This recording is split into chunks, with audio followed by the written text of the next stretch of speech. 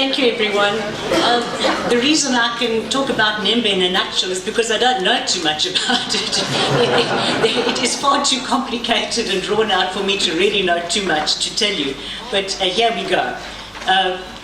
The purpose of NEMBA is to provide for the management and conservation of South Africa's biodiversity. And it is Chapter 5 that concerns us. It deals with alien and invasive species, and these are organisms posing potential threats to biodiversity. The object of Chapter 5 is to prevent the unauthorized introduction and spread of these invasive and alien species, to manage and to control them, and in some cases to eradicate them. For the first time in South Africa, there are regulations for invasive species that include organisms other than plants. And these comprehensive lists that have been compiled of invasive species are all in organisms that are already in South Africa are invasive and they need to be controlled. The prohibited lists are species that are not yet in South Africa and that we don't want in the country. If we have a look at NEMBA, it supersedes a previous legislation, the Conservation of Agricultural Resources Act, or CARA. CARA listed 198 species. NEMBA now lists, the numbers keep on changing. It's around about 379 invasive plant species. This represents about 32% of the known invasive alien, or at least naturalized alien species in South Africa.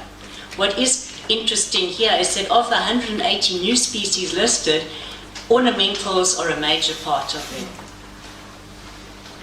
There are a number of restricted or prohibited activities relating to these invasive species, and these are importing into South Africa. It's restricted, the growing, propagating, moving, selling, and donating of these species. All of these restrictions apply to all the listed species except for Category 2 or permitted species in certain areas.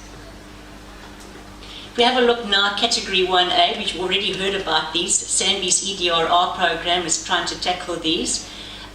These species require immediate compulsory control, and eradication is thought to be a possibility. Category 1B includes the most widespread and troublesome species. These must be controlled or perhaps contained. I'm still not quite sure what wording is going to appear in the final regulations. But one important aspect which CARA never had is that landowners now must comply with management programs if these have been developed. Category 2 is very much like that in CARA. It includes all the commercial plantation species, and these species require permits for cultivation. Outside of these demarcated areas, they have to be controlled, and basically they're regarded as Category 1B species. Category 3, these include species that are not yet troublesome. Some might be troublesome, but a phased approach is needed, and these can be shifted to Category 1B after a later reassessment.